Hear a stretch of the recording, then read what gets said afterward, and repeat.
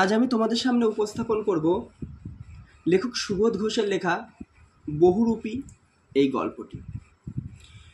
বহুরূপী গল্পটি নেওয়া হয়েছে সুবোধ ঘোষের গল্প সমগ্র এই গল্প গ্রন্থের ৩য় খণ্ড থেকে। গল্প পরম্পরায় আমরা জানব গল্পের প্রধান চরিত্র হচ্ছেন হরিদা। সমাজের এক হতদরিদ্র এবং প্রান্তিক মানুষ হচ্ছেন এই হরিদা। শহরের সবচেয়ে সরু এবং অত্যন্ত নিম্নমানের সাদামাটা ঘরে তার বসবাস, কিন্তু তার প্রধান যে জীবিকা সেটা হচ্ছে তার বহুরূপী সাজা, এবং তিনি তার দক্ষতার সাথে অসামান্য পটুতার সঙ্গে কি করে গল্পটির নামকরণ বহুরূপী করেছে সেটা আমরা গল্প পরম্পরায় জানার চেষ্টা করব। তো শুরু করছি। হরিদার কাছে আমরাই গল্প করে বললাম, শুনেছেন হরিদা কি কাণ্ড হয়েছে? দেখো, এখানে গল্পটা হঠাৎ করেই যেন শুরু হচ্ছে, আর হঠাৎ করে শুরু হচ্ছে গল্পটা, এর মানে এটা একটা ছোট গল্প। এই জিনিসটা ছোট গল্পের একটা অন্যতম প্রধান বৈশিষ্ট্য, এবং প্রকৃতপক্ষেই কিন্তু বহুরূপী গল্পটি সুবোধ ঘোষের একটি ছোট গল্প, তাই হঠাৎ করে এটা যেন শুরু হচ্ছে। তো হরিদার যে সাঙ্গপাঙ্গ রয়েছেন, এখানে প্রধান হচ্ছেন কথক, তিনি হরিদাকে বলছেন, এবং তার যে বন্ধুরা রয়েছে তারা সবাই হরিদার সামনে একটা কথা উপস্থাপন করছেন। বিষয়টা কি? উনানের মুখে ফু দিয়ে আর অনেক ধোঁয়া উড়িয়ে নিয়ে হরিদা এইবার আমাদের কথার জবাব দিলেন, না কিছুই শুনিনি। অর্থাৎ কথক এবং তার বন্ধুরা যে বিষয়টি আশা করে এসেছিল যে হরিদা হয়তো জানেন, কিন্তু হরিদার তার নিত্য নৈমিত্তিক কাজ রান্নাটা চাপিয়ে দিয়েছিলেন উনানে, এবং সেই কাজটা সে কিছুটা সম্পন্ন করে উত্তর দিয়েছেন যে কথক যে বিষয়টা বলতে চাইছেন সেটা হরিদা প্রকৃতপক্ষেই জানেন না। জগদীশ বাবু যে কি কাণ্ড করেছেন শোনেননি হরিদা? জগদীশ বাবু আমাদের গল্পের আর একটা চরিত্র। তিনি হচ্ছেন একজন ধনী, অত্যন্ত অর্থবান, ধন সম্পদশালী একজন ব্যক্তি। তো হরিদার সামনে সেই জগদীশ বাবুর যে ঘটনাটা সেটাই কথক তুলে ধরার চেষ্টা করছেন। তার জন্যই বলছেন যে শোনেননি জগদীশবাবু কি কাণ্ডটাই না করেছেন? হরিদা, না রে ভাই, বড় মানুষের কাণ্ডের খবর আমি কেমন করে শুনব? আমাকে বলবেই বা কে? অর্থাৎ হরিদার মুখে এক হতাশার ছাপ, যে সমাজে সে হতদরিদ্র, একদম নিম্নমানের একজন মানুষ হওয়ায় কেউ তার গুরুত্বই যেন দেয় না, কেউ তাকে কোনো ঘটনাই তার সামনে উপস্থাপন করেন না। আর সেই কারণে তিনি বলছেন যে সে গরিব মানুষ হওয়ার কারণে, সে ছোট মানুষ হওয়ার কারণে সে সেই ঘটনাটা জানেন না। এইবার আমরা ঘটনা পরম্পরায় দেখব যে কথক কোন ঘটনার কথা বলেছেন। দেখো, 7 দিন হলো এক সন্ন্যাসী এসে জগদীশ বাবুর বাড়িতে ছিলেন। খুব উঁচু দরের সন্ন্যাসী, অর্থাৎ যে সন্ন্যাসী 7 দিন আগে জগদীশ বাবুর বাড়িতে এসেছেন তিনি খুব সম্ভ্রান্ত এবং উঁচু মানের একজন সন্ন্যাসী। কেন? হিমালয়ের গুহাতে থাকেন, সারা বছরে শুধু একটি হরিতকি খান, এছাড়া আর কিছুই খান না। সন্ন্যাসীর বয়সও 1000 বছরের বেশি বলে অনেকেই মনে করেন। অর্থাৎ আমাদের সমাজে একটা ধারণার প্রচলন আছে যে নিজেকে যত জাঁকিয়ে সকলের সামনে উপস্থাপন করতে পারবে আমরা তার গুরুত্বটা অনেক বেশি করে দিই। তো জগদীশ বাবুর বাড়িতে আসা যে সন্ন্যাসী, তিনি তার পরিচয় দিয়েছেন কি? তিনি হিমালয়ের গুহাতে থাকেন এবং বছরে মাত্র একটা হরিতকি। হরিতকি তো তোমরা সবাই জানো, একটা আয়ুর্বেদিক ফল। এই ফলটা বিভিন্ন রকম ওষুধ তৈরিতে ব্যবহার করা হয়, এবং ওই সন্ন্যাসী মাত্র একটা হরিতকি খেয়েই সারা বছর কাটিয়ে দেন। আবার কি এর পাশাপাশি বলছেন কিনা তার বয়স 1000 বছরেরও বেশি, মানে যেটা তার সাধারণ গুণকে আরও অসাধারণ করে তুলেছেন। হরিদা, সন্ন্যাসী কি এখনো আছেন? না, চলে গিয়েছেন। আক্ষেপ করেন হরিদা, থাকলে একবার গিয়ে পায়ের ধুলো নিতাম। অর্থাৎ এত বড় মাপের একজন সন্ন্যাসী, এত গুণবান একজন ব্যক্তি, তো হরিদারও একটু আশা জেগেছে যে তিনিও যদি সন্ন্যাসীকে পেতে তাহলে তার পায়ের ধুলি নিয়ে একটু পুণ্য অর্জন করতেন। সেই আশাতেই তিনি হয়তো যেতেন একবার। তা পেতেন না হরিদা, কিন্তু এরপরে উত্তরটা দিয়ে দিয়েছেন। সে ভয়ানক দুর্লভ জিনিস, দুর্লভ মানে মূল্যবান জিনিস, অর্থাৎ ওই সন্ন্যাসীর যে পায়ের ধুলো কথক বলছেন সেটা ছিল খুবই মূল্যবান। শুধু ওই একা জগদীশবাবু ছাড়া আর কাউকে পায়ের ধুলো নিতে দেননি সন্ন্যাসী। বলছে একমাত্র তার পায়ের ধুলি পেয়েছে জগদীশবাবু। হরিদা, কেন? তো বলছে সবাই যখন পায় না, তো শুধু এক জগদীশবাবুই কী করে পেলেন, সেটা জিজ্ঞাসা করছেন হরিদা। জগদীশবাবু একজোড়া কাঠের খড়মে সোনার বোল লাগিয়ে সন্ন্যাসীর পায়ের কাছে ধরলেন। খড়ম তোমরা জানো তো, কাঠ দিয়ে তৈরি এক ধরনের চপ্পল বা চটি বিশেষ। যোগী বা সাধুরা এই কাঠের খড়ম বা চপ্পল ব্যবহার করেন। তো সেই কাঠের যে খড়ম হয়, তাকে সেখানে ফিতের বদলে একটা বোল্ট বা বোল থাকে, যার মধ্যেও আমাদের পায়ের আঙুল ঢুকিয়ে সহজেই হাঁটা যায়, সেরকম একটা ব্যবস্থা করা। তো যখন সন্ন্যাসীকে সেই সোনার বোল লাগানো খড়মটা দিয়েছিলেন, বলছেন সেই ফাঁকেই জগদীশবাবু তার পায়ের ধুলি নিয়ে নিয়েছিলেন। তখন বাধ্য হয়ে সন্ন্যাসী পা এগিয়ে দিলেন, নতুন খড়ম পরলেন, আর সেই ফাঁকে জগদীশবাবু পায়ের ধুলো নিয়ে ছিলেন। তো দেখো, এখানে সন্ন্যাসী যে খুবই উঁচু দরের একজন সন্ন্যাসী, তার একটা ত্রুটি এখানে আমরা লক্ষ্য করতে পারি, যে সন্ন্যাসী উঁচু দরের হলেও তার লোভ কিন্তু 16 আনা রয়েছে, যে কারণে সোনার বোল লাগানো খড়ম যখন দিয়েছেন জগদীশবাবু, তখন তিনি কিন্তু তার লোভ আর সামলাতে পারেননি। অর্থাৎ তার যে চিরাচরিত একটা নিয়ম রীতি ছিল যে তিনি কারোর পায়ের ধুলো দেন না, কিন্তু লোভে বশবর্তী হয়ে তিনি পা এগিয়ে দিয়েছেন এবং জগদীশবাবুকে তার পায়ের ধুলোটা খুব সহজেই পেতে সাহায্য করেছেন। অর্থাৎ এখানে সন্ন্যাসীর কিন্তু লোভটা পুরোপুরি রয়েছে। হরিদা, বাহ, এ তো বেশ মজার ব্যাপার। হ্যাঁ, তাছাড়া সন্ন্যাসীকে বিদায় দেওয়ার সময় জগদীশবাবু 100 টাকার একটা নোট জোর করে সন্ন্যাসীর ঝোলার ভেতরে ফেলে দিলেন। সন্ন্যাসী হাসলেন আর চলে গেলেন। দেখো, এটা আর একটা প্রমাণ যে সন্ন্যাসী, আমরা জানি সে হবে বিরাগী, তার কোনো কিছুর প্রতি কোনো লোভ থাকবে না, মোহ থাকবে না, কিন্তু এখানে উল্লেখিত সন্ন্যাসীর দুরকম রূপ আমরা দেখছি। এক, সে নিজেকে জাহির করছে তিনি উঁচু মাপের সন্ন্যাসী, কিন্তু প্রকৃতপক্ষে তার ভেতরে কোনো সন্ন্যাসীর গুণই নেই, কারণ তিনি হচ্ছেন লোভী।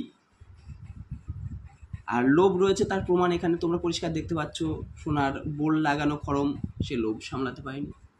আবার যখন জগদীশবাবু তাকে 100 টাকার একটা নোট দিলেন, তখনও তিনি কিন্তু লোভ সামলাতে পারেননি। অর্থাৎ তিনি কিন্তু প্রকৃতপক্ষে একজন সন্ন্যাসী নয়। তোমরা ঝোলা শব্দের অর্থ তো জানো। ঝোলা অর্থাৎ পুটুলি, যার মধ্যে জিনিসপত্র রাখা হয়, কাপড়ের তৈরি হয়, সেটাকে ঝোলা বলে। গল্প শুনে খুব গম্ভীর হয়ে গেলেন হরিদা। গম্ভীর মানে ভারী কি। অনেকক্ষণ চুপ করে রইলেন।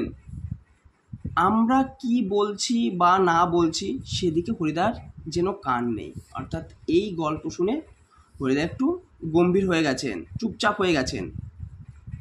হরিদার উনানের আগুন তখন বেশ গনগনে হয়ে জ্বলছে, মানে উচ্চ মাত্রায় আগুন জ্বলছে, দাউ দাউ করে। আমাদের চায়ের জন্যে 1 হাঁড়ি ফুটন্ত জল নামিয়ে দিয়েই হরিদা তার ভাতের হাঁড়িটাকে উনানে চড়ালেন। শহরের সবচেয়ে সরু এই গলিটার ভিতরে এই ছোট্ট ঘরটাই হরিদার জীবনের ঘর, আর আমাদের চারজনের সকাল সন্ধ্যার আড্ডার ঘর। অর্থাৎ এখানে তোমরা বুঝতেই পারছো হরিদা খুবই দরিদ্র একজন ব্যক্তি, সেই কারণে শহরের সবচেয়ে সরু গলি এবং সবথেকে ছোট্ট ঘরটাই তার আশ্রয়স্থল। এবং কথক ও তার সঙ্গীদের এটাই ছিল এক আড্ডার জায়গা। চা, চিনি আর দুধ আমরাই নিয়ে আসি, হরিদা শুধু তার উনানের আগুনের আছে জল ফুটিয়ে দেন। অর্থাৎ সে যে তার বন্ধুদের চা পান করাবেন সেই সামর্থ্যটুকু কিন্তু হরিদার নেই, তাই কথক এবং তার বন্ধুরা বাকি উপকরণ নিয়ে আসেন, হরিদা শুধু জলটা ফুটিয়ে দেন। এমনই গরিব তার অবস্থা, খুবই গরিব মানুষ হরিদা, কিন্তু কাজ করতে হরিদার প্রাণের মধ্যেই যেন একটা বাধা আছে। ইচ্ছে করলে কোনো অফিসের কাজ কিংবা কোনো দোকানের বিক্রিওয়ালার কাজ পেয়ে যেতে পারেন হরিদা, কিন্তু তার মধ্যে যোগ্যতা রয়েছে, তিনি চাইলে কোনো না কোনো একটা কাজ জোগাড় করে তার সংসারটাকে সচ্ছল করতেই পারতেন। কিন্তু সমস্যা হলো ওই ধরনের কাজ হরিদার জীবনের পছন্দই নয়, অর্থাৎ এই বাধা ধরা কাজ হরিদার জীবনের পছন্দ না। একেবারে ঘড়ির কাঁটার সামনে সময় বেঁধে দিয়ে আর নিয়ম করে নিয়ে রোজই একটা চাকরির কাজ করে যাওয়া হরিদার পক্ষে সম্ভব নয়। অর্থাৎ তিনি ঘড়ির কাঁটার সময় মেপে প্রতিদিন একই টাইমে একই নিয়ম মেনে জীবনযাপন, এটা তার পক্ষে সম্ভব না। হরিদার উনানের হাঁড়িতে অনেক সময় শুধু জল ফোটে, ভাত ফোটে না। এই একঘেয়ে অভাবটাকে সহ্য করতে হরিদার আপত্তি নেই, মানে কোনো বাধা বা অভিযোগ করার তার কোনো ইচ্ছা নেই এই ক্ষেত্রে, কিন্তু একঘেয়ে কাজ করতে ভয়ানক আপত্তি। অর্থাৎ হরিদা স্বাধীনভাবে থাকতে চান, তিনি স্বাধীন জীবিকা স্বাধীন জীবনযাপন করতে বেশি অভ্যস্ত, তাই তিনি অভাবটাকে সহ্য করতে পারলেও ওই একঘেয়ে বৈচিত্র্যহীন প্রতিদিন নিয়ম মেনে যাওয়া, নিয়ম করে আসা এবং কারোর অধীনে থেকে কাজ করা, এটা হরিদার এক ভয়ানক আপত্তির বিষয়। হরিদার জীবনে সত্যি একটা নাটকীয় বৈচিত্র্য আছে। বৈচিত্র্য শব্দের অর্থ হলো বিচিত্র, মানে বিভিন্ন রকমের মেলবন্ধন তার মধ্যে লক্ষ্য করা যায়, মানে একঘেয়ে যেটা নয় সেটাই হচ্ছে বৈচিত্র্যপূর্ণ। কি বলছে? হরিদার জীবনে সত্যি একটা নাটকীয় বৈচিত্র্য আছে, আর সেটাই যে হরিদার জীবনের পেশা। হরিদা মাঝে মাঝে বহুরূপী সেজে যেটুকু রোজগার করেন তাতেই তার ভাতের হাঁড়ির দাবি মিটিয়ে দিতে চেষ্টা করেন। অর্থাৎ বৈচিত্র্য শব্দের অর্থ হচ্ছে বিচিত্রতা বা নানারূপতা। অর্থাৎ তিনি বিভিন্নভাবে একঘেয়ে না হয়ে বিভিন্ন কাজের মাধ্যমে তিনি জীবনটাকে উপভোগ করেন। আর এই নাটকীয় বৈচিত্র্যটাই হচ্ছে হরিদার জীবনের পেশা। পেশাটা কি? হরিদা বহুরূপী সেজে যেটুকু রোজগার করেন, অর্থাৎ তিনি বিভিন্ন রূপ ধারণ করেন, বিভিন্ন চরিত্র তিনি আমাদের সামনে উপস্থাপন করেন, সেটা হচ্ছে বহুরূপী। তো সেই সাজ সেজে তিনি যা রোজগার করেন বলছে তাই দিয়েই তার হাঁড়ির দাবি মিটিয়ে নিতে চেষ্টা করেন। হাঁড়ির দাবি বলতে অর্থাৎ ভাত, তার নিত্য দিনের যে খাওয়া দাওয়া বা যে সামান্যটুকু খাদ্য তার প্রয়োজন, সেটা বলছে এই বহুরূপিতা জীবিকার মাধ্যমে তিনি অর্জন করেন। তবে কি মাঝে মাঝে সত্যি উপোস করেন হরিদা, অর্থাৎ এই বহুরূপিতার মাধ্যমে তিনি যে সামান্য আয়টুকু করেন সেটা দিয়ে কিন্তু তার সচ্ছলভাবে জীবনযাপন হয় না, তাই মাঝে মধ্যে তাকে উপোস করতে হয়। উপোস শব্দের অর্থ না খেয়ে থাকা, অনাহারে থাকা। তারপর একদিন হঠাৎ আবার এক সকালে কিংবা সন্ধ্যায় বিচিত্র ছদ্মবেশে অপরূপ হয়ে পথে বের হয়ে পড়েন। বিচিত্র ছদ্মবেশে মানে বৈচিত্র্যময় ছদ্মবেশ ধারণ করে তিনি অপরূপ হয়ে অর্থাৎ খুব সুন্দর নিপুণভাবে সুসজ্জিত হয়ে পথে বেরিয়ে পড়েন। কেউ চিনতে পারে না, যারা চিনতে পারে 1 আনা 2 আনা বকশিশ দেয়, যারা চিনতে পারে না তারা হয় কিছুই দেয় না কিংবা বিরক্ত হয়ে 2-1 পয়সা দিয়ে দেয়। অর্থাৎ এখানে দেখো যে হরিদার যে বহুরূপ ধারণের বা বহুরূপী সাজার যে পটুতা, তো বলছে যে কি তিনি যখন সেই সুসজ্জায় সজ্জিত হন তখন অনেকেই তাকে চিনতে পারেন না, অর্থাৎ তিনি হয়ে ওঠেন তখন প্রকৃতই বহুরূপী, এবং তার বিনিময়ে তিনি যৎ সামান্য কিছু দান বিভিন্নভাবে বিভিন্ন লোকের কাছ থেকে পেয়ে থাকেন। একদিন চকের বাস স্ট্যান্ডের কাছে ঠিক দুপুরবেলাতে একটা আতঙ্কের হল্লা বেজে উঠেছিল। চকের বাস স্ট্যান্ড একটা জায়গা, তোমরা বাস স্ট্যান্ড তো বোঝোই, যেখানে বাস দাঁড়িয়ে থাকে। ঠিক দুপুরবেলাতে একটা আতঙ্কের মানে ভয়ের হল্লা, চিৎকার বেজে উঠেছিল।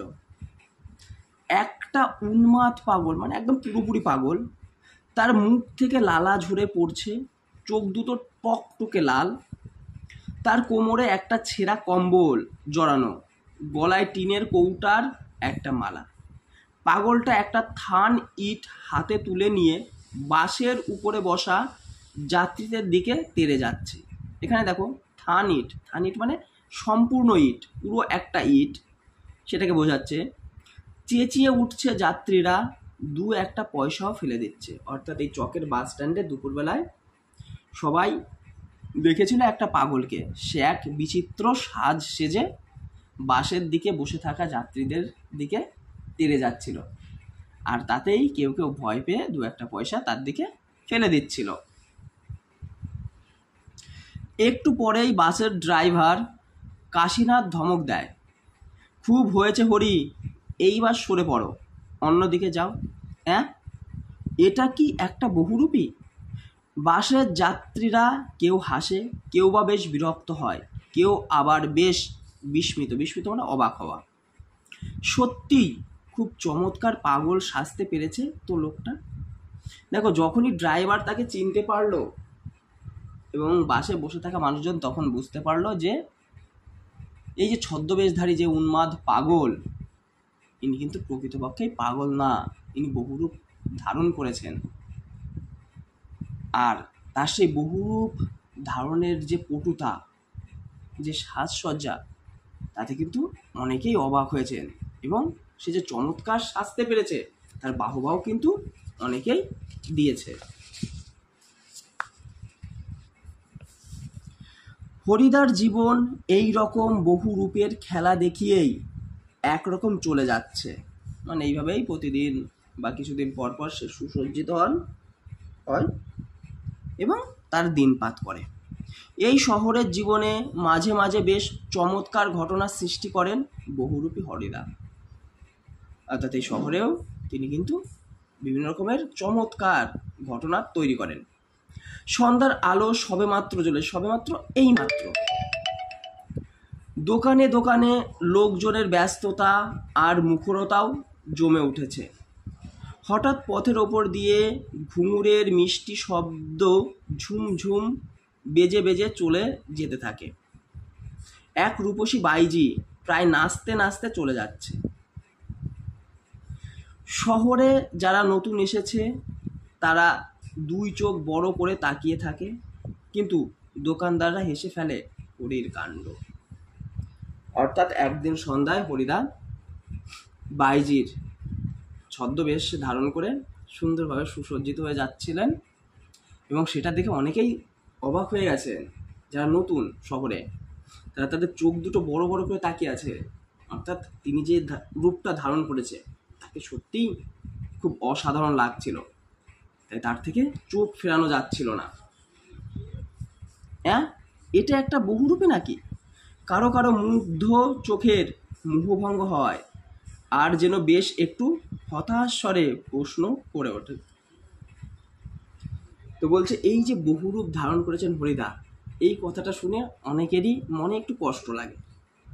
তারা এক ভেবেছিল যে সুন্দরী একজনকে তারা দেখতে পাচ্ছে, সুন্দরের প্রতি সবাই আকৃষ্ট হয়, সবাই মোহগ্রস্ত হয়, কিন্তু যখন তারা জানলো যে হরিদা নামে এক ব্যক্তি বহুরূপী এই সাজে সুসজ্জিত হয়েছেন, তখন তারা একটু হতাশ হন যে তারা যা ভেবেছিল প্রকৃতপক্ষে কিন্তু সেটা নয়।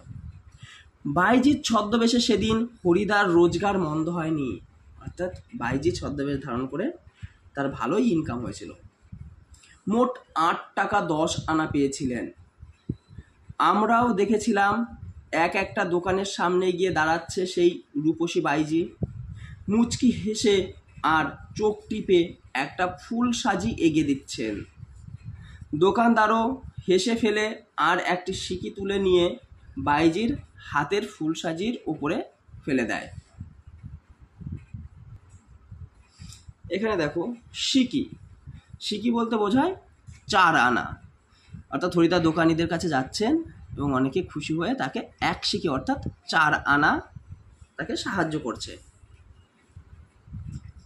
কোনো দিন বাউল, কোনো দিন কাপালিক, কখনো বোচকা বেঁধে বুড়ো কাবুলিওয়ালা, কখনো হ্যাট কোট পেন্টুলুন পরা ফিরিঙ্গি কেরামিন সাহেব। তো বলছে হরিদা কিন্তু প্রতিদিন এক রূপ ধারণ করেন না, তিনি বিভিন্ন দিন বিভিন্ন রূপ ধারণ করেন। কোনো দিন তিনি বাউলের, কোনো দিন তিনি কাপালিক, আবার কোনো দিন বোচকা কাঁধে, বোচকা শব্দের অর্থ হচ্ছে পুটলি কাঁধে দিয়ে বুড়ো কাবুলিওয়ালা সাজেন। কখনো কি করেন হ্যাট কোট পেন্টুলুন, হ্যাট মানে টুপি আর কোট তো তোমরা সবাই জানো। পেন্টুলুন শব্দের অর্থ কি পায়জামা মতো ঢিলা ঢালা প্যান্ট। আর ফিরিঙ্গি কাদের বলে? ফিরিঙ্গি হচ্ছে ফরাসি জাতির উদ্ভূত যে সমস্ত মানুষজন তাদেরকে বলা হয় ফিরিঙ্গি। তো সেই ফিরিঙ্গি কেরামিন সাজেন কোনো দিন, অর্থাৎ ইউরোপীয় জাতির এক প্রতিনিধিত্ব তিনি করেন। একবার পুলিশ সেজে দয়ালবাবুর লিচু বাগানের ভিতরে দাঁড়িয়েছিলেন হরিদা। স্কুলের 4টে ছেলেকে ধরেছিলেন, ভয়ে কেঁদে ফেলেছিল ছেলেগুলো, আর স্কুলের মাস্টার এসে সেই নকল পুলিশের কাছে ক্ষমা চেয়েছিলেন, এবারের মতো মাফ করে দিন ওদের। কিন্তু 8 আনা ঘুষ নিয়ে তারপর মাস্টারের অনুরোধ রক্ষা করেছিলেন সেই নকল পুলিশ হরিদা। অর্থাৎ হরিদার বহুরূপী সাজার মাত্রাটা এতই উঁচু দরের, এতই উঁচু মানের যে তিনি যে ছদ্মবেশ ধারণ করছেন সেটা কিন্তু সাধারণ লোক হঠাৎ করেই ধরতে পারছেন না। সবাই তাকে একদম প্রকৃত যে চরিত্রটা ধারণ করছেন সেই চরিত্রের মানুষই ভাবছেন। আমরা দেখলাম যখন বাইজির রূপ ধারণ করেছেন তখন তাকে কিন্তু অনেকেই বাইজি ভেবে এক দৃষ্টে অপলক দৃষ্টে তাকিয়েছিলেন। আবার যখন তিনি পুলিশের ছদ্মবেশ ধারণ করেছেন তখন স্কুলে মাস্টারমশাই পর্যন্ত তাকে কিন্তু ধরতে পারেননি, তিনি তাকে প্রকৃত পুলিশই ভেবেছিলেন। এর থেকেই বোঝা যায় যে হরিদার পেশাটা কিন্তু প্রকৃতপক্ষেই সে একদম মন থেকে করে, আর মন থেকে করে বলেই তার এই সাজসজ্জা অতি উচ্চ মাত্রায় পৌঁছায়। পরদিন অবশ্য স্কুলের মাস্টারমশাইয়ের জানতে বাকি থাকেনি কাকে তিনি 8 আনা ঘুষ দিয়েছেন, কিন্তু মাস্টারমশাই একটুও রাগ করেননি, বরং একটু তারিফই করেছেন। তারিফ মানে সুনাম, বাহ সত্যি খুব চমৎকার পুলিশ সেজেছিল হরি। অর্থাৎ প্রকৃতই যে তার ভেতরে শিল্প সত্তা আছে, হরিদার মধ্যে শিল্প সত্তা আছে, সেটা স্কুলের হেডমাস্টার কিন্তু স্বীকার করে নিয়েছেন। আজ এখন কিন্তু আমরা ঠিক বুঝতে পারছি না হরিদা এত গম্ভীর হয়ে কি ভাবছেন। অর্থাৎ আমরা দেখলাম যে কথক হরিদার বাড়িতে গিয়ে উপস্থিত হয়েছেন তার বন্ধুদের সাথে, সেখানে গিয়ে তিনি জগদীশবাবুর বাড়িতে কি ঘটেছে সেই বিষয়টা তুলে ধরেছেন, এবং হরিদাকে তার দিন কিভাবে কাটে, তিনি পেশায় কি এবং তার অবস্থা কেমন, সমস্তটা বর্ণনা করেছেন এই প্যারাটুকুই। তারপরেই চলে এসেছে আবার প্রথম পর্বে, যে যখন জগদীশবাবুর বাড়ির কথা বা ঘটনা তারা উপস্থাপন করছিল সেই অবস্থায় কি বলছেন, আজ এখন কিন্তু আমরা ঠিক বুঝতে পারছি না হরিদা এত গম্ভীর হয়ে কি ভাবছেন। অর্থাৎ গল্পের তোমার শুরুতে দেখেছো যে হরিদা গম্ভীর হয়ে যায় এবং কথকরা বুঝতে পারছেন না যে হরিদা প্রকৃতপক্ষে কি ভেবে চলেছেন। সন্ন্যাসীর গল্পটা শুনে কি হরিদার মাথার মধ্যে নতুন কোনো মতলব ছটফট করে উঠেছে? ঠিকই, আমাদের সন্দেহ মিথ্যে নয়। অর্থাৎ লেখক এবং তার বন্ধুরা যা ভেবেছেন সেই সন্দেহটা তাদের কিন্তু মিথ্যে হয়নি। কারণ কি, হরিদা বললেন আজ তোমাদের একটা জবর খেলা দেখাবো। অর্থাৎ তিনি গম্ভীর হয়ে কিছু একটা ভাবছিলেন। কথকরা যেমন ভেবেছে ঠিক হরিদাও সেটাই তাদেরকে সত্য প্রমাণ করে দিয়েছে। আমাদের দেখিয়ে আপনার লাভ কি হরিদা? আমাদের কাছ থেকে একটা সিগারেটের চেয়ে বেশি কিছু তো পাবেন না। হরিদা, না, ঠিক তোমাদের দেখাবো না, আমি বলছি তোমরা সেখানে থেকো, তাহলে দেখতে পাবে। কোথায়? হরিদা, আজ সন্ধ্যায় জগদীশবাবুর বাড়িতে। হঠাৎ জগদীশবাবুর বাড়িতে খেলা দেখাবার জন্যে আপনার এত উৎসাহ জেগে উঠলো কেন? উৎসাহ মানে ইচ্ছা। হরিদা হাসেন, মোটা মতন কিছু আদায় করে নেব। অর্থাৎ ওই যে সন্ন্যাসী যিনি প্রায় 100 টাকা এবং একটা সোনার বোল্ট লাগানো খড়ম জগদীশবাবুর কাছ থেকে উপহার পেয়েছিলেন, তো হরিদা ভাবছেন যে তার কাছ থেকে তিনিও বেশ কিছু আদায় করে নেবেন। বুঝতেই তো পারছো, পুরো দিনটা রূপ ধরে ঘুরে বেরিয়েও 2-3 টাকার বেশি হয় না। একবার বাইজি সেজে অবশ্যই কিছু বেশি পাওয়া গিয়েছিল, কিন্তু ওতেই বা কি হবে? অর্থাৎ তার রুজি রোজগার খুবই সামান্য। এই অল্প আয়ে তার যে সংসার চলে না, এটা হরিদার মুখেও ফুটে উঠছে। ঠিকই বলেছেন হরিদা, সপ্তাহে বড় জোর একটা দিন বহুরূপী সেজে পথে বের হন হরিদা, কিন্তু তাতে 7 দিনের পেট চলাবার মতো রোজগার হয় না। হরিদা বলেন, না, এবার আর কাঙালের মতো হাত পেতে বকশিস নেওয়া নয়। কাঙাল মানে ভিখারির মতো হাত পেতে বকশিস মানে ও পুরস্কার তিনি নিতে চান না। এবার মারিত হাতি, লুঠিত ভাণ্ডার, একেবারেই যা ঝেলে নেব তাতে আমার সারা বছর চলে যাবে। অর্থাৎ এইবার হরিদা মনে মনে প্ল্যান করে নিয়েছে, পরিকল্পনা করেছেন যে এবার তিনি হাতি মারবেন আর লুট করবেন কি ভাণ্ডার। অর্থাৎ এখানে বোঝাতে চেয়েছেন যে হাতি হচ্ছে একটা বড় মাপের পশু, সমস্ত পশুর থেকে তার আকার আয়তনে যেমন বড়, ঠিক তেমনই হরিদাও এবার কি করতে চেয়েছে, বিরাট মাপের কিছু দাম মারতে চাইছেন।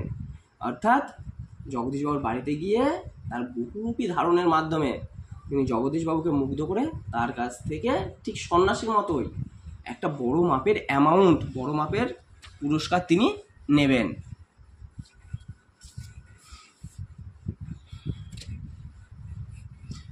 কিন্তু সে কি করে সম্ভব? জগদীশবাবু ধনী মানুষ বটেন, কিন্তু বেশ কৃপণ মানুষ। কৃপণ শব্দের অর্থ কিপটে। বলছে সেটা কি করে হবে হরিদা? জগদীশবাবু অনেক ধনী, তার প্রচুর টাকা পয়সা আছে, কিন্তু পাশাপাশি তিনি তো খুব কৃপণ। হরিদাকে একটা যোগী সন্ন্যাসী কিংবা বৈরাগী সাজতে দেখে কত আর খুশি হবেন জগদীশবাবু? আর খুশি হলেই বা কত আনা বকশিস দেবেন? 5 আনার বেশি তো নয়। বলছে আপনি যে রূপই ধারণ করেন না কেন, তাতে আপনি খুব যে 5 আনা পাবেন, তার বেশি পাবেন না, কারণ যে কিপটে তিনি। হরিদা বলেন, তোমরা যদি দেখতে চাও তবে আজ ঠিক সন্ধ্যাতে জগদীশবাবুর বাড়িতে থেকো। আমরা বললাম থাকবো, আমাদের স্পোর্টসের চাঁদা নেবার জন্যে আজ ঠিক সন্ধ্যাতেই জগদীশবাবুর কাছে যাব। অর্থাৎ কথক ও তার সঙ্গীদেরও কিন্তু সন্ধ্যার সময় জগদীশবাবুর বাড়িতে যাওয়ার কথা আছে স্পোর্টের চাঁদার জন্য। হরিদাও সন্ধ্যায় যাবে এবং তাদের যেহেতু যেতেই হবে, ওর জন্য বলছে ঠিক আছে, তাহলে হয়তো দেখা হয়েই যাবে। এটা গেল সকালের সমস্ত ঘটনা। কথক এবং তার সঙ্গীরা হরিদার বাড়িতে এসে এই সমস্ত কিছুই আলোচনা করেছিলেন। এবার আমরা পড়ব ঠিক সন্ধ্যার সময় কি ঘটনা ঘটতে চলেছে। দেখো, বড় চমৎকার আজকে এই সন্ধ্যার চেহারা। আমাদের শহরের গায়ে কতদিন তো চাঁদের আলো পড়েছে, কিন্তু কোনো দিন তো আজকের মতো এমন একটা স্নিগ্ধ ও শান্ত উজ্জ্বলতা কখনো চারিদিকে এমন সুন্দর হয়ে ফুটে ওঠেনি। বলছে শহরের নিত্য দিনের মতো দিন কাটে, সন্ধ্যা হয়, তারপরে রাত আসে, কিন্তু আজ যে সন্ধ্যার বর্ণনা, আজ যে সন্ধ্যার পরিবেশ সৃষ্টি হয়েছে, বলছে এমন সন্ধ্যা বহুদিন শহরের গায়ে লাগেনি। ফুরফুর করে বাতাস বইছে, জগদীশবাবুর বাড়ির বাগানে সব গাছের পাতাও ঝিরিঝিরি শব্দ করে কি যেন বলতে চাইছে। জগদীশবাবুর বাড়ির বারান্দাতে মস্ত বড় একটা আলো জ্বলছে, মস্ত বড় মানে খুব বড়। সেই আলোর কাছে একটা চেয়ারের ওপর বসে আছেন জগদীশবাবু। সাদা মাথা, সাদা দাড়ি, সৌম্য, শান্ত ও জ্ঞানী মানুষ জগদীশবাবু। সৌম্য শব্দের অর্থ হচ্ছে প্রশান্ত, অর্থাৎ উগ্রতাবিহীন, অর্থাৎ তার মধ্যে কোনো রাগ নেই, একদম শান্ত একটা এবং জ্ঞানী মানুষ তিনি। আমরা আমাদের স্পোর্টের চাঁদার খাতাটিকে জগদীশবাবুর হাতে তুলে দিয়ে দাঁড়িয়ে আছি। চমকে উঠলেন জগদীশবাবু। বারান্দার সিঁড়ির দিকে তাকিয়ে জগদীশবাবুর দূর বিস্মিত চোখ অপলক হয়ে গেল। বিস্মিত শব্দের অর্থ হচ্ছে অবাক, আর অপলক মানে পলক পড়ছে না। সিঁড়ির দিকে তাকিয়ে জগদীশবাবু হয়তো এমন কিছু দেখেছেন যে তিনি অবাক হয়ে গেছেন এবং তার চোখের দৃষ্টি স্থির হয়ে গেছে। আমরাও চমকে উঠেছি বই কি, আশ্চর্য হয়েছি, একটু ভয়ও পেয়েছি। কারণ সত্যি যে বিশ্বাস করতে পারছি না, সিঁড়ির কাছে এসে যে দাঁড়িয়েছে সে কি সত্যিই হরিদা? ও চেহারা কি সত্যিই কোনো বহুরূপী হতে পারে? দেখো, যারা সবসময় হরিদার সঙ্গে থাকে, হরিদার সঙ্গে আড্ডা দেয়, সমস্ত কিছু শেয়ার করে, তারাও কিন্তু হরিদার এই রূপ ধরতে পারছে না। তারা সন্দেহ করছে, কারণ হরিদা সকালের দিকে বলেছে যে তিনি জগদীশবাবুর বাড়িতে যাবেন। কিন্তু এখন যখন সে বহুরূপ সেজে উপস্থাপিত হয়েছে হরিদার বাড়িতে, হরিদা এবং এই বহুরূপের মধ্যে কিন্তু তারা ফারাক করতে পারছে না, কোনো মিল আনতে পারছে না। বললাম মিল। জটা জুটধারী কোনো সন্ন্যাসী নয়, হাতে কমণ্ডল নেই, চিমটে নেই, মৃগচন্দ্রের আসনও সঙ্গে নেই, গৈরিক সাজও নেই। কি বলছে? জটা জুটধারী কোনো সন্ন্যাসী তিনি সাজেননি, হাতে কমণ্ডলু নেই। কমণ্ডলু কি? দেখবি সন্ন্যাসীদের হাতে একটা পাত্র থাকে যার মধ্যে গঙ্গা জল থাকে, ছিটিয়ে দেয়। আর চিমটেও নেই। চিমটে তো তোমরা বোঝো, সোনার উপর কাজে দেখেছো তো, সোনা বা রূপোর পাতগুলো ধরার জন্য যে ছোট্ট একটা জিনিস ব্যবহার করে, সেগুলোকে চেপে ধরার জন্য, সেটাকে বলা হয় চিমটে। মৃগচন্দ্রের আসনে নেই। মৃগচন্দ্র অর্থাৎ হরিণের চামড়া, বলছে সেটাও তার কাছে নেই। গৈরিক সাজও নেই, অর্থাৎ বৈরাগীদের মতো তার মধ্যে কোনো সাজও নেই, কোনো গেরুয়া পোশাক বা বসনও তার গায়ে কিন্তু নেই। আদুর্গা, তার উপরে একটি ধবধবে সাদা উত্তরীয়, পরনে ছোট বহরের একটি সাদা থান। বলছে আদুর্গা, আদুর্গা মানে একদম নগ্ন, খালি গায়ে, তার উপরে কি ধবধবে সাদা একটা উত্তরীয়। উত্তরীয় কি ব্রাহ্মণরা গায়ে দেয় না, চাদরের মতো, সেটাকে উত্তরীয় বলে। পরনে ছোট বহরের একটা সাদা থান, থান মানে পারহীন কাপড়গুলিকে থান বলে। তো সেই রকম একটা পোশাক পরে, একটা রূপ ধারণ করে তিনি গেছেন। আর কি, মাথায় ফুরফুর করে উঠছে শুকনো সাদা চুল, ধুলো মাখা পা, হাতে একটা ঝোলা, সে ঝোলার ভিতরে শুধু একটা বই, গীতা। গীতা বের করে কি যেন দেখলেন এই আগন্তুক। আগন্তুক কাকে বলে? যে এসে উপস্থিত হয়েছে। তারপর নিজের মনেই হাসলেন। আগন্তুক এই মানুষটি যেন এই জগতের সীমার ওপার থেকে হেঁটে হেঁটে চলে এসেছেন। এই জগতের মানে বাস্তব জগৎ, আর বাস্তব জগতের বাইরে আরেকটা জগৎ থাকে যেটা আমাদের ধরা ছোঁয়ার বাইরে। আমরা কি বলি? আধ্যাত্মিক জগৎ। তো কি বলছে এখানে দেখো, তো এই যে লোক এসে উপস্থিত হয়েছেন, তাকে যেন মনে হচ্ছে যেন তিনি খালি পায়ে হেঁটে সেই অন্য জগৎ থেকে, আধ্যাত্মিক জগৎ থেকে আমাদের এই বাস্তব জগতে এসে উপস্থিত হয়েছে। শীর্ণ শরীরটাকে প্রায় অশরীরী একটা চেহারা বলে মনে হয়। শীর্ণ মানে একদম রোগা, সেই শরীরটাকে কি মনে হচ্ছে? অশরীরী, অর্থাৎ প্রেতাত্মা, অর্থাৎ তার যেন কোনো শরীরই নেই। যেমন প্রেতাত্মাদের কোনো শরীর তারা ধারণ করতে পারে না, তারা হঠাৎ আসে, আবার হাওয়ায় যেন ভ্যানিশ হয়ে যায়, ঠিক তেমনই যেন একটা অশরীর রূপ ধারণ করেছে। কি অদ্ভুত উদাত্ত শান্ত, উদাত্ত অর্থাৎ উদার, শান্ত ও উজ্জ্বল একটা দৃষ্টি এই আগন্তুকের চোখ থেকে ঝরে পড়ছে। উঠে দাঁড়ালেন জগদীশবাবু। আসুন। আগন্তুক হাসেন। আপনি কি ভগবানের চেয়েও বড়? জগদীশবাবু কিছু ভেবে বলেন, কেন কেন আপনি একথা কেন বলছেন মহারাজ? আমি মহারাজ নই, আমি এই সৃষ্টির মধ্যে এক কণা ধুলি। দেখো কত উচ্চ দরের একজন মানুষ। তিনি নিজেকে এক কোণা, এই জগৎ সংসারের, এই পৃথিবীর, এই সৃষ্টির এক সামান্য নগণ্য এক কোণা ধুলির সঙ্গে নিজেকে তুলনা করছে। কিন্তু আপনি বোধহয় 11 লক্ষ টাকার সম্পত্তির অহংকারে নিজেকে ভগবানের চেয়েও বড় বলে মনে করেন, তাই ওখানেই দাঁড়িয়ে আছেন, নেমে আসতে পারছেন না। অর্থাৎ এর পাশাপাশি জগদীশবাবুকে তিনি মনে করিয়ে দিচ্ছেন যে আপনার টাকা পয়সার খুব অহংকার, খুব দাম্ভিকতা আপনার ভেতরে, যে কারণে আপনি টাকার বশবর্তী হয়ে, ধন সম্পদের দ্বারা আকৃষ্ট হয়ে আপনি ভগবানকেও তুচ্ছ করে যাচ্ছেন, নিজেকে অনেক বড় মাপের করে মনে করছেন। যে কারণে আমার মতো একজন সন্ন্যাসী এসেছে, আপনি উপর বারান্দা থেকে নেমে না এসে ঠাই সেখানে বসে রয়েছেন, দাঁড়িয়ে রয়েছেন। সেই মুহূর্তে সিঁড়ি ধরে নেমে যান জগদীশবাবু। আমার অপরাধ হয়েছে, আপনি রাগ করবেন না। এবং সন্ন্যাসীর বা এই যে আগন্তুক, তার কথায় জগদীশবাবুর মোহভঙ্গ হয় এবং তিনি নিজের ভুল বুঝতে পারেন এবং আগন্তুকের কাছে ক্ষমা চেয়ে নেন। আগন্তুক আবার হাসেন, আমি বিরাগী, রাগ নামে কোনো রিপুই আমার নেই। বিরাগী অর্থাৎ রাগহীন। আর রিপু, রিপু শব্দটা খুব গুরুত্বপূর্ণ। আমাদের 6টা রিপু আছে, সেগুলো হলো কাম, ক্রোধ, লোভ, মদ, মোহ ও মাৎসর্য। এই 6টা মোহের সমন্বয়ে রিপু তৈরি হয়। এই 6টা রিপুর দ্বারাই আমরা এই জগৎ সংসারে আষ্টে পৃষ্ঠে বেঁধে যাই, আমরা বাধা পড়ে যাই, যে কারণে আমরা ঈশ্বরকে আর মনে করতে পারি না।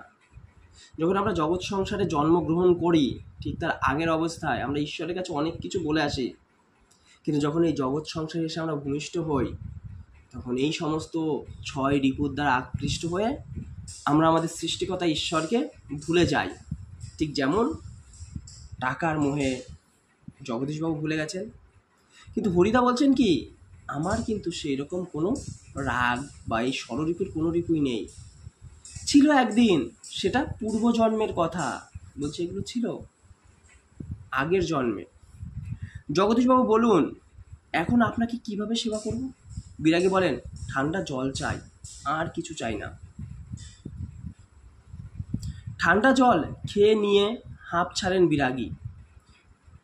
এদিকে ভবতোষ আমার কানের কাছে ফিসফিস করে, না না, হরিদা নয়, হতেই পারে না, অসম্ভব। হরিদার গলার স্বর এ রকমেরই নয়। অর্থাৎ হরিদার যে সাঙ্গপাঙ্গ কথক, এখানে আমরা আরেকজনের নাম জানলাম ভবতোষ, তারা কিছুতেই বিশ্বাস করতে পারছে না যে এটাই হরিদা। বিরাগী বলেন, পরম সুখ কাকে বলে জানেন? সব সুখের বন্ধন থেকে মুক্ত হয়ে যাওয়া পরম সুখ। কি? যখন আমরা সমস্ত রকমের বন্ধন, মোহ, মায়া, লোভ, এই যে ষড়রিপু রয়েছে, এই সমস্ত বন্ধন থেকে যখন আমরা মুক্ত হয়ে যাব, তখনই আমরা পরম সুখ পাব। ভবতোষের কানের কাছে মুখ এগিয়ে নিয়ে অনাদি বলেন, অনাদি আর এক সাঙ্গর বা আর এক বন্ধু, শুনছো তো, এইসব ভাষা কি হরিদার মুখের ভাষা হতে পারে? জগদীশবাবু ততক্ষণে সিঁড়ির ওপর বসে পড়েছেন। বোধহয় বিরাগীর পা স্পর্শ করবার জন্যে তার হাত দুটো ছটফট করতে শুরু করেছে। এবার জগদীশবাবুর মোহভঙ্গ হয়েছে, তিনি বিরাগীর একদম পায়ের কাছে বসে পড়েছেন। জগদীশবাবু বলেন, আমার এখানে কয়েকটা দিন থাকুন বিরাগীজি, আপনার কাছে এটা আমার প্রাণের অনুরোধ। 2 হাত জোর করে বিরাগীর মুখের দিকে তাকিয়ে থাকেন জগদীশবাবু।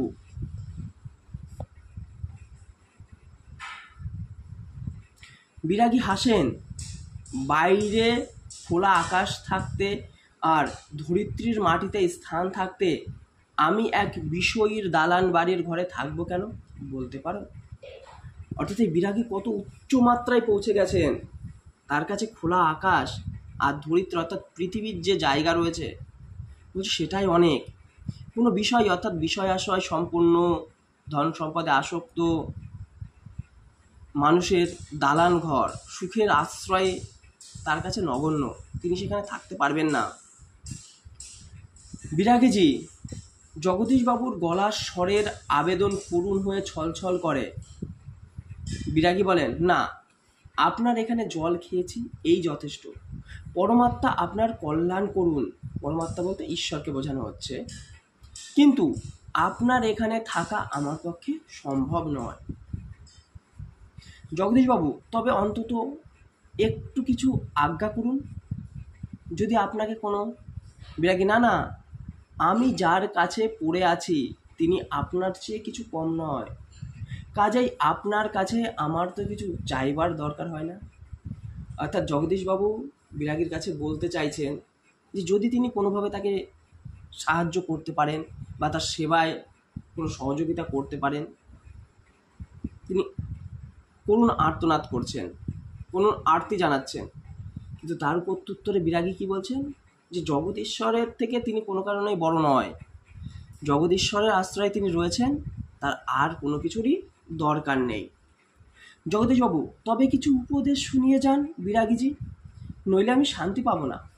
বিরাগী, ধন জন যৌবন কিছুই নয় জগদীশবাবু, ওসব হলো সুন্দর সুন্দর এক একটি বঞ্চনা।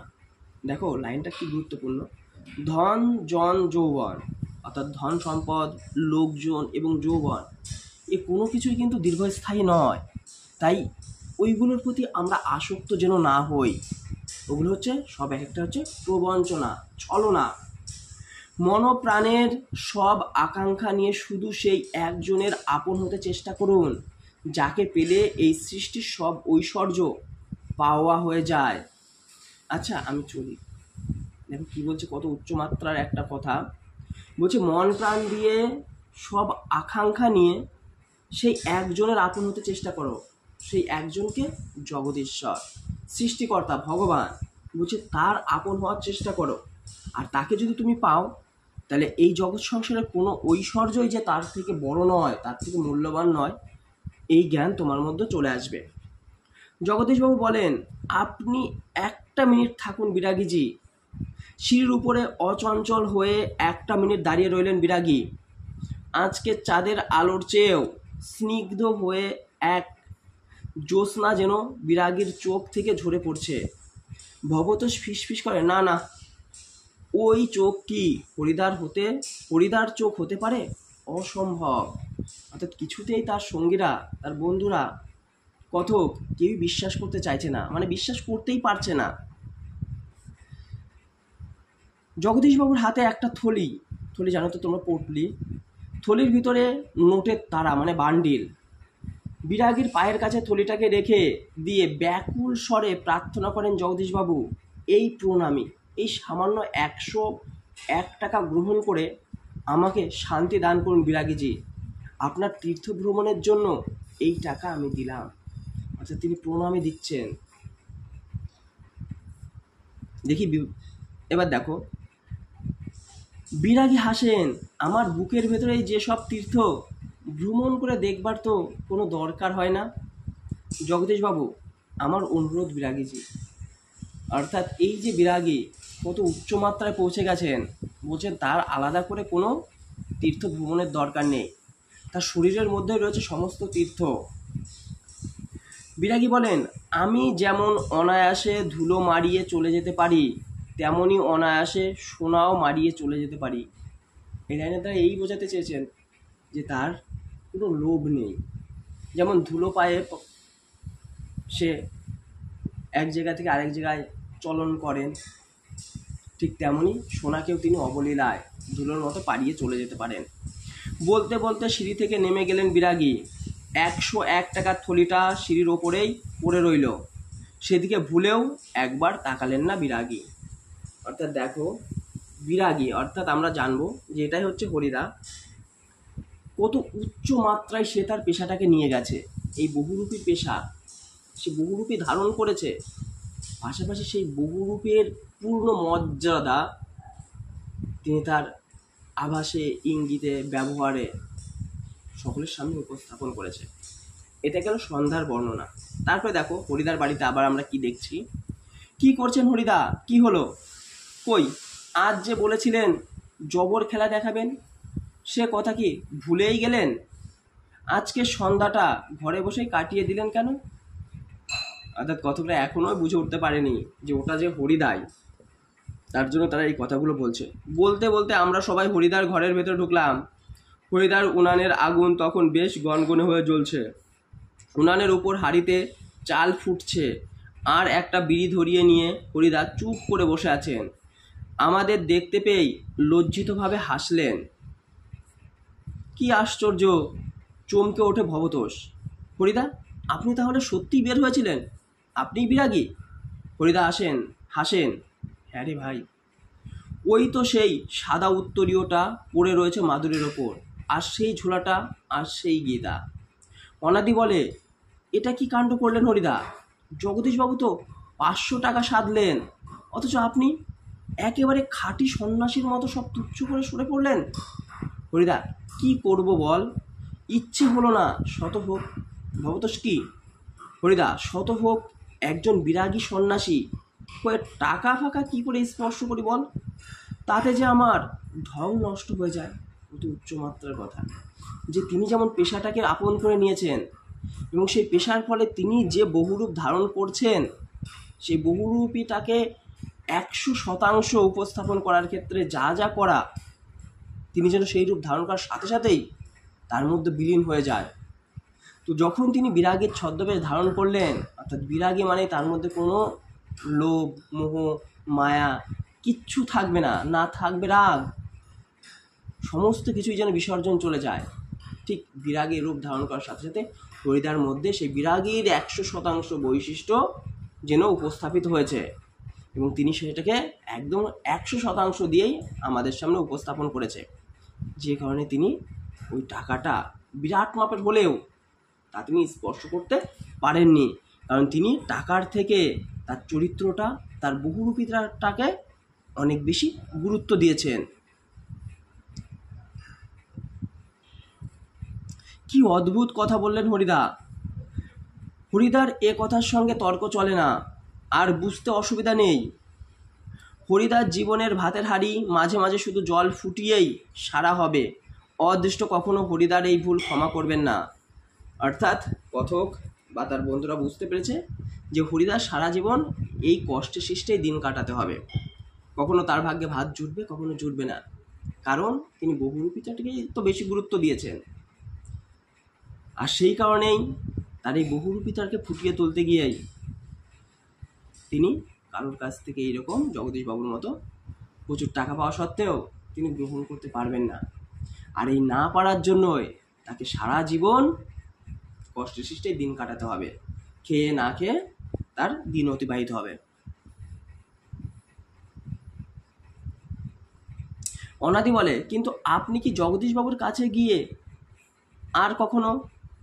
চেঁচিয়ে হেসে ওঠেন হরিদা। যাবই তো, না গিয়ে উপায় কি? গিয়ে অন্তত বকশিসটা তো দাবি করতে হবে। বকশিস মানে পুরস্কার। বকশিস? চেঁচিয়ে ওঠে ভবতোষ। সেটা তো বড় জোরের 8 আনা কিংবা 10 আনা। হরিদা বিড়ি মুখে দিয়ে লজ্জিতভাবে হাসেন। কি আর করা যাবে বল, খাঁটি মানুষ তো নয়। এই বহুরূপীর জীবন এর বেশি কি আশা করতে পারে? অর্থাৎ হরিদা বলছেন যে বহুরূপ যখন ধারণ করেছি, এই বহুরূপের মাধ্যমে এই পেশা করে যেটুকু ইনকাম হয় সেই দিয়েই আমাদের জীবন কাটাতে হবে, কারণ আমরা তো প্রকৃত উচ্চমাত্রায় খাঁটি মানুষ হয়ে উঠতে পারিনি। তো গল্পটা কেমন লাগলো? যদি কোনোরূপ সমস্যা থাকে জিজ্ঞাসা করো, আমি যথাসম্ভব উত্তর দেওয়ার চেষ্টা করব। আজ এইখানেই রাখছি। পরের দিন অন্য একটি গল্প বা কবিতা নিয়ে তোমাদের সামনে আমি উপস্থিত হব।